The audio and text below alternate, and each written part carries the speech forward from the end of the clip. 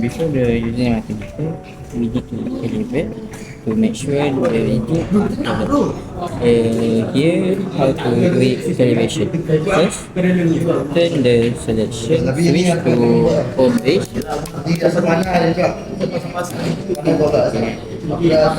Touch the two probes together like this. It should make the needle move to 0 on the oscilloscope. If doesn't, adjust the 0 ohm knob until reach the 0.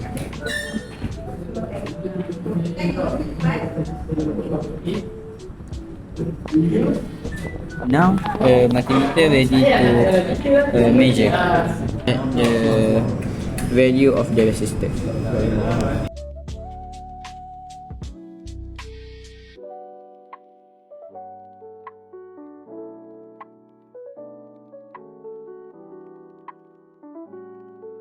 Set the power supply to 10 volt and connect the circuit as shown in the diagram.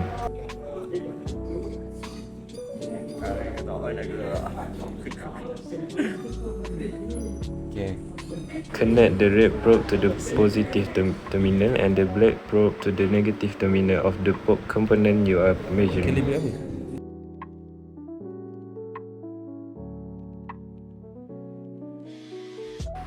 Set the DC power supply to 10 volt again.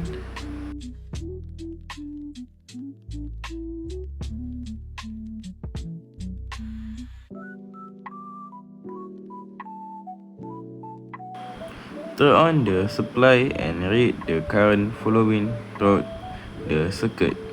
Repeat the procedure using 8 volt and knock down the volume.